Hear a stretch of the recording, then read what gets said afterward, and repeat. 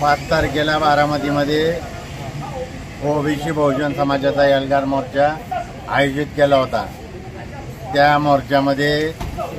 मोर्चा झाल्यानंतर 2-3 दिवसांनी बारामती शहर जातीवादी शहर पोलिसांनी 14 लोकांवरती गुन्हा दाखल केला आयोजक म्हणून, आणि त्याच्यामध्ये माझं नाव 10 नंबरला टाकण्यात आलंय।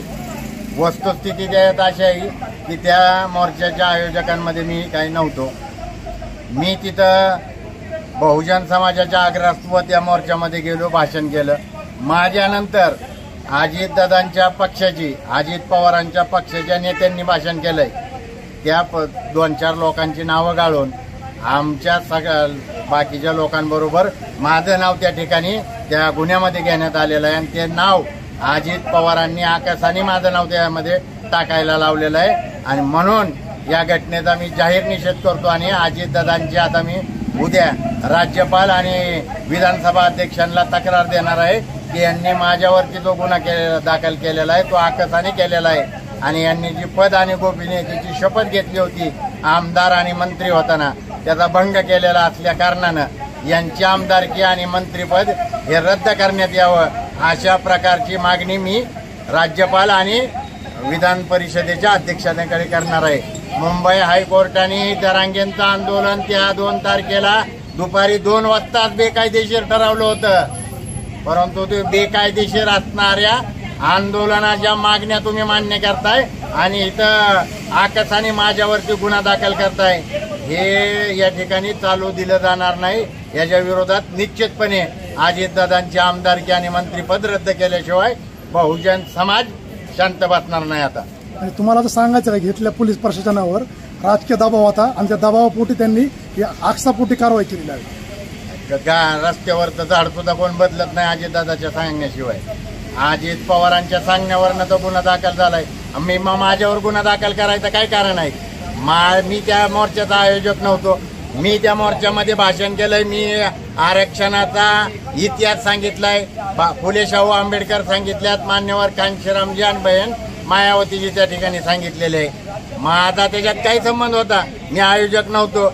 बारामती शहर पोलिसांनी माझ्याशी कसलाही संपर्क केलेला नव्हता। हे सगळी कारवाई आकाशाने झाली। माझ्यानंतर तिथं अजित पवारांच्या पक्षाचे नेते बोलल्यात ना, त्यांची नावं का नाही एफआयआर मध्ये? त्यांच्यावर गुन्हा का नाही दाखल केला? मग बारामती पोलीस प्रशासन हे जातीयवादी आहे। काय झाले, बारामती पोलीस प्रशासनाचं जरांगेवरती विशेष प्रेम आहे। जरांगे तिथं मुंबईमध्ये बसून आमची आई बहीण काढतो, तरी देखील त्याच्यावर गुन्हे दाखल होत नाहीत, आणि आम्ही न्याय मागायला गेलो तर आमच्यावरती गुन्हा दाखल केला जातो। हा पूर्वनियोजित कट ह्या बारामती शहर पोलीस स्टेशन असेल, ऍडिशनल एसपी असतील आणि इथले लोकप्रतिनिधी असतील, ह्यांनी केला होता। कारण आम्ही 2 तारखेला निवेदन देऊन आम्हाला 5 तारखेला आदल्या दिवशी, 4 तारखेला आदल्या दिवशी 10 वाजता तुम्ही मोर्चाची परवानगी न करता, म्हणजे पूर्वनियोजित कट रचला होता तुम्ही, आणि आम्हाला आदल्या दिवशी ऍडिशनल एसपी धमकावतात की मी तुमच्यावरती गुन्हा दाखल करेल। त्यामुळे हे इथलं प्रशासन आहे, हे जातीयवादी प्रशासन आहे। पोलिसांनी जी कारवाई केली नाही जरांगे पाटलावर, आता जसं काही अर्जुन खोतकरवर ते जालन्यात बोलले होते खाटीक समाजावर, तर इथं 9 दिवस उपोषण करून इथं 0 नंबरची कंप्लेंट दाखल करून त्यांनी कारवाई केली होती। पण जरांगेवर कारवाई करताना त्यांनी तुम्हाला मुंबईचा रस्ता दाखवला, त्याबद्दल तुमचं काय सांगणं?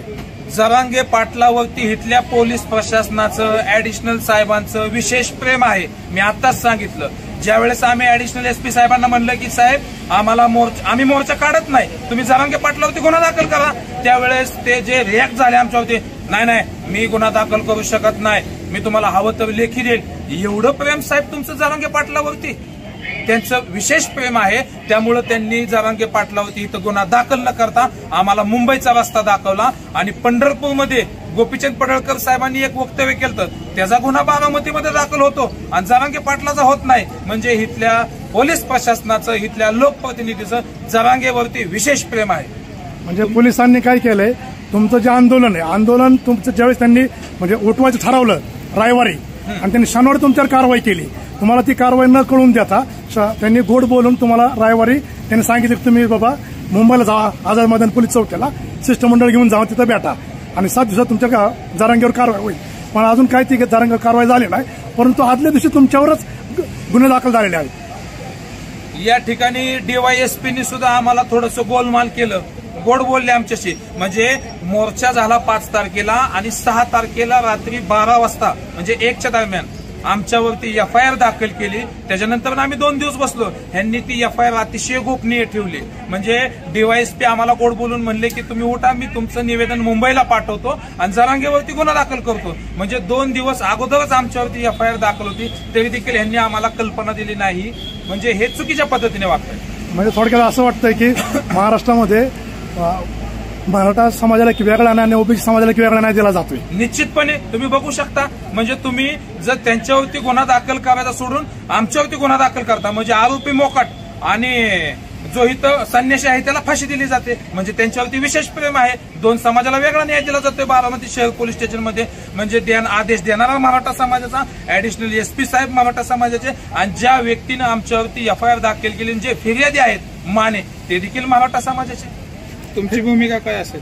येणाऱ्या 15 तारखेला प्राध्यापक लक्ष्मण हाके साहेब आणि ऍडव्होकेट मंगेश ससाने साहेब बारामतीमध्ये येणार आहेत आणि आम्ही सर्वजण 14 आरोपी बारामती शहर पोलीस स्टेशनमध्ये जाऊन बसणार आहोत. आम्हाला अटक करा, आम्हाला जेलमध्ये टाका. परिसरातील विश्वसनीय व ताज्या घडामोडींसाठी बारामती टाइम्सचे YouTube चॅनेल लाईक करा, सबस्क्राईब करा आणि शेअर करा.